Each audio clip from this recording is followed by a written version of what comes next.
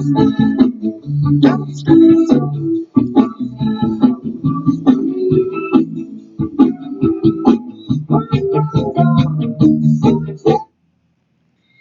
everybody. So, the song of the week is going to be The Police.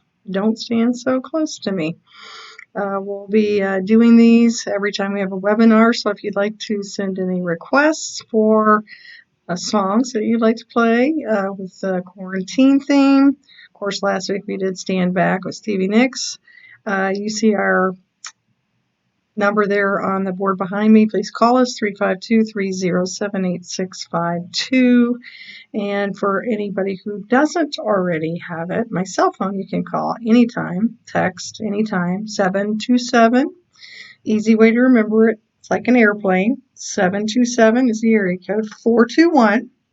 So 4 and half of 4 is 2 and half of 2 is 1. So far we got 727-421, and the last four are real easy, 5555. 727-421-5555, or call the office here at 352-307-8652. That number's behind me on the board. You can see today's theme is Can You Trust Your Trust? If you've been to my seminars over the past 10 years, 8 to 10 years. Sometimes I lose track, but it's been at least 8 years. You have heard me talk about can you trust your trust? Now, I want to start by disclaiming I am not an attorney. I don't profess to be an attorney. We don't draw up legal documents of any kind here. And what our goal today is, and every time that we talk about these trusts, is to educate you, to get you out there to make sure you're looking into your best options for legal documents. Florida happens to be in one of those states that you don't need an attorney to write your legal documents. The only document as of right now that they do require that you use an attorney is a durable power of attorney. So you'll be able to find some of those on the web that you could do yourself, but they really do recommend when you're having a durable power of attorney set up that you use an attorney. I often get asked in my classes, I get asked, how do you cancel a power of attorney that has been evoked? So I refer back to a story many, many years ago. We knew of two little sisters who were spinsters. They had never been married. They were best friends. And so as they got elderly and not in the best of health, they decided to make each other their own powers of attorney. And they get to have the power to be that person. That's what you're giving. It's very encompassing. And it is next to impossible to cancel if you find that power has fallen in the wrong hands. And in the sister's case, one of the sisters got mad at the other, and you know how sibling rivalries can go. And so that sister vowed to get back at her sister for whatever it was she had done to make her mad. She took her power of attorney all around town. She opened bank accounts with it. She emptied existing bank accounts of her sisters and put it in her own name, which is legal to do if you're the power of attorney.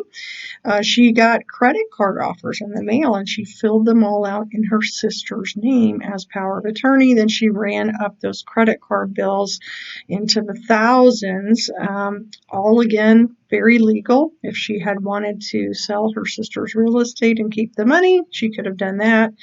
And so when we talk about that, people always say, well, you know, how do you cancel it? And I had a colorful answer by a gentleman at the last seminar. He stood up and said, I know how to cancel it. Shoot her. So we don't want things to come to that. So please be careful when you're giving those powers out. Think long and hard. Make sure that you make two doctors say that you are incapacitated. So two different doctors should agree on that. And make sure that the person that you're naming is trustworthy, responsible, careful, organized. Many times I'll ask a client, why did you name little Johnny to be your power of attorney? Well, he's our firstborn. Okay. Is he responsible? Not really. His wife's not very responsible, or, that sort of answer. Well, is he organized? No, not as much as we would like him to be. Is he good with money? Is he trustworthy? So please ask yourself these questions, and also take into consideration who that person is that you're naming, who they're married to. In marriages, we often find that one person is generally more in control than the other. So if you're naming a child that meets all those check marks of being trustworthy, organized, and all the things I mentioned, but they're married to someone who wears the pants, that could potentially be a problem. So let's talk about trust. Before I get there, I want to remind everybody about the hug coupons we're sending out, and how much we miss you, and we miss hugging you and seeing you, and we want to make good and help you redeem those real soon. So please know and look in your mail for the hug coupons, because we do miss seeing you, hugging you, looking into your eyes and asking if you are okay. And it's so impossible to do that right now that it really kind of breaks my heart that we are not able to see you. It's, as you get older, you get isolated already, and you sort of feel, sometimes maybe not very wanted or loved, and then you compound everything that's going on in our world today with already having those feelings. I really worry about you getting depressed. I'm worried that you are very lonely, and you can't be with your family or those that you love right now, and that just compounds everything. So please know, when you start to feel that way, please do know that we love you and we care about you, and you can call us here anytime. Do not hesitate. That's why I give my cell phone number out, 727-421-5555. Sometimes you just need to hear somebody on the other end of the line that who cares for you. And I want you to know that you can call us and me any time of the day or night. Please don't do anything foolish. We want to make you laugh. We want to keep you upbeat, and we want to just keep reminding you that this will be over soon, and we'll be able to redeem that hug coupon. Okay, so in my meetings, you've seen me talk about this Living Trust, Living Hell. The gentleman that authored that, I hand out information on his background. If you would like this, you can definitely email me, text me, call, and ask for his bio. John Huggard is his name, and he's authored 6 editions of the book Living Trust, Living Hell: Why You Should Avoid Revocable Living Trusts. And he's pretty amazing, his background here. He got an undergraduate degree and a law degree from the University of North Carolina, Chapel Hill. He has a master's from Duke. He's an alumni distinguished professor, where he's a member of the university's Academy of Outstanding Teachers. Many of Professor Huggard's finance and law courses are broadcast on public TV. He's a senior member of a Raleigh law firm and state bar certified specialist in estate planning and probate law. John is a certified financial planner. He's a chartered financial consultant and a chartered life underwriter. For more than 20 years, he has taught and practiced in the areas of financial and estate planning. He's the author of several books and articles on estate planning, and lectures frequently to professional groups on estate planning, taxation, and related matters. John is active with the Navy Reserve, where he's a captain in the Judge Advocate General Corps. He says, don't fall victim to the living trust scam. Learn why the sale of living trust is the scam of the decade, why the Washington Post, the Wall Street Journal, Kiplinger's Finance, Business Week, Financial Week, Money, Consumers Digest, Newsweek, and other publications have tried to warn the public about the living trust scam. That's because living trust cannot save 1 cent more in death taxes than a basic will. Living trusts don't protect privacy. Potential litigation is increased, not decreased, when living trusts are used. Living trusts require more work than probating. Living trusts are more expensive than probating. Living trusts can frequently increase taxes. Now, we talk about this at the seminar, how everything going through a living trust can increase taxes, especially if that is an IRA.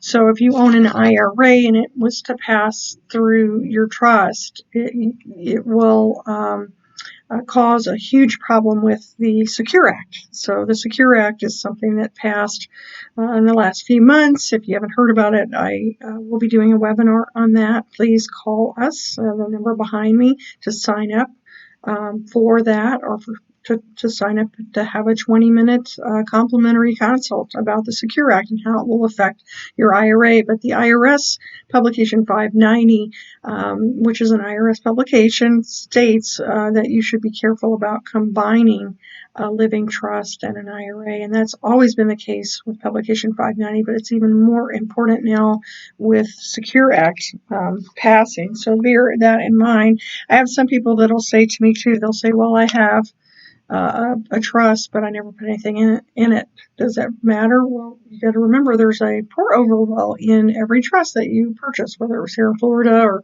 Timbuktu or California or Iowa.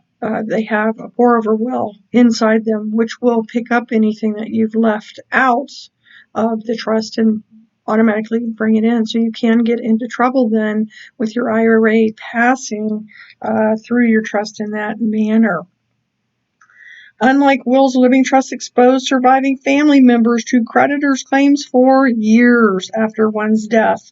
They are poor substitutes for guardianship. When incapacity occurs, living trusts can expose family members to increased personal liability.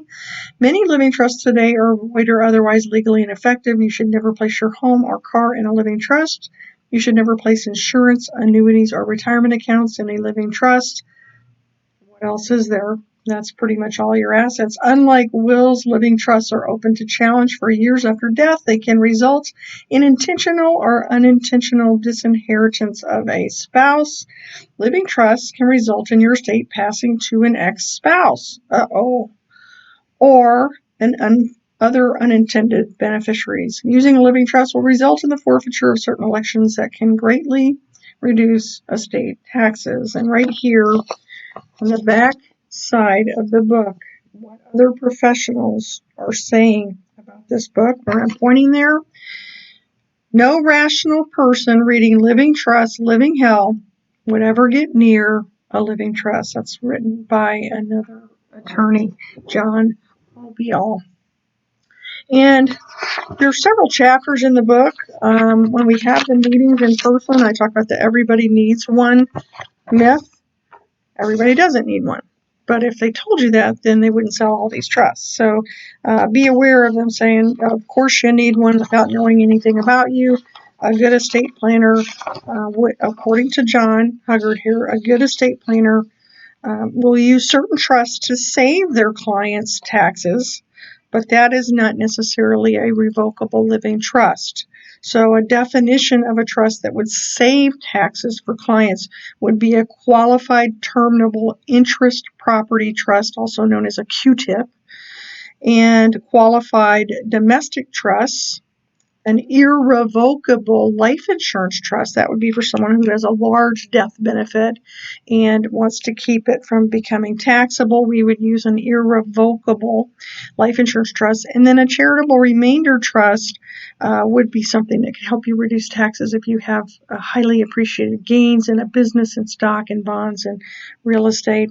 And here he says estate planners would be committing both fraud and malpractice if they told every client they consulted with that they needed a revocable living trust or any of these other trusts. In order to recommend any estate planning tool, an estate planner must have detailed information about his client. And he warns to stay away from professionals who use mass-produced or cookie-cutter living trusts to anyone who walks through their front door. So we see this in the villages, in and around the villages. We see these trusts all the time, and they're cookie cutter, right? About the only thing that's changed is your name. And a lot of times we have noticed that there are attorneys that draw these up that fail to empty out the other person's name, and sometimes you'll get a trust that has another family's information all inside of it. So be very careful about that. I had a lady come down about a year ago. She came down from upstairs in my building. She worked at a trust attorney's office, and I'm not naming any names. They're all throughout the villages, and they're all in my building. So, but she came down and wanted to know if I would hire her. And I said that I wasn't hiring at the time, but I asked why would she want to leave, and she said because every time I drop a document and he draws up a document, I have to deliver it to the family, and the names are all wrong, and I'm embarrassed, and it's unprofessional. So we see that all the time. And one other thing, really quickly, I don't want to drag on too long here, but there's another part of the book that you should know about. It's called The Increased Liability Trap. And it talks about in order to make a sale, the promoters of living trusts commonly conceal important information. They unnecessarily increase the liability of those who purchase living trusts. Here's a case study. Dave and Fran, age 49, own $100,000 in stock, and Dave has 2 cars worth $20,000. They have a $200,000 home. It's jointly owned. And then they bought a revocable living trust for $2,000 to which Dave and Fran put their stock and cars in there. Dave and Fran decided not to transfer their home into the living trust because they had heard to do so could cause them to lose their home. Not too long after Dave allowed his 19-year-old son to use a car, the son ran a red light, caused an auto accident, seriously injuring the other driver. Dave's attorney said a jury verdict between $400,000 and $500,000 would be likely, and Dave carried only $100,000 in auto insurance. Dave's attorney informed Dave that the laws found in nearly every state makes the owner of a car responsible when the owner's child has an accident with the car. These are referred to as family purpose laws. The problem here, Dave and Fran's trust is joint and revocable, which means changeable. They're still in control of it. And because it's joint and revocable, they are both deemed to be the joint owners of the car involved in the accident. Any lawsuit brought will be against Dave, Fran, and their living trust. Yes, folks, living trusts get sued all the time. It happens all the time. Think back when you bought that trust. Did they tell you that? Because it actually, we see lawsuits almost all the time. This makes Dave and Fran jointly liable for their son's auto accident, and a joint judgment against a husband and wife allows a judgment creditor to take jointly owned assets. If a judgment of $320,000 over their insurance coverage is returned by a jury, Dave and Fran will lose their home, stock, and cars. The chance that Dave and Fran will lose everything they own is a direct result of their decision to use a living trust. If they did not have a revocable living trust, Dave alone would have been responsible for his son's accident because he would have been deemed the owner of the car involved. Dave might have lost both his cars to a large jury verdict, but neither Fran's stock nor the home would have been available to pay the jury verdict. Dave and Fran spent $2,000 to save a little money and now stand to lose everything they own. Most people have no idea of the increased liability they incur when they elect to use a living trust. The promoters of living trusts will not warn prospective buyers of this potential for increased personal liability because it will reduce sales. See it all the time in and around the villages. We see attorneys, golf cart accident, car accident, dog bite. You listen, you wouldn't see all those billboards and all those ads on TV. I tried to watch Fox News the other night. I had to turn it off because within a span of about 30 minutes, I counted seven personal injury attorneys promoting, suing somebody for an accident in and around the villages here. So you wouldn't see that much of it on the billboards and on TV if it wasn't happening. So just be mindful of that. If you could do everything you're trying to do with a basic will, the state of Florida says you don't need an attorney to write your will. You can also have beneficiaries on everything you own, like your home here, and in 27 other states you can have a beneficiary on your home for as little as $10. It's real simple. It requires no cost, no delay, no probate. We can show you how to put beneficiaries on everything. So if you want more information, please get on our calendars. Behind me, you'll see the number 352. Let me get out of the way. 307-8652. And my cell phone number, if you want to call that, 727-421-5555. Give us a call to get on our calendar. It is filling up fast. Right now, the first available we have will be April 16th and 17th, 20th, 21st, 22nd. If you want to talk about can you trust your trust or anything else. God bless you all. Looking forward to seeing you. Take care. Bye.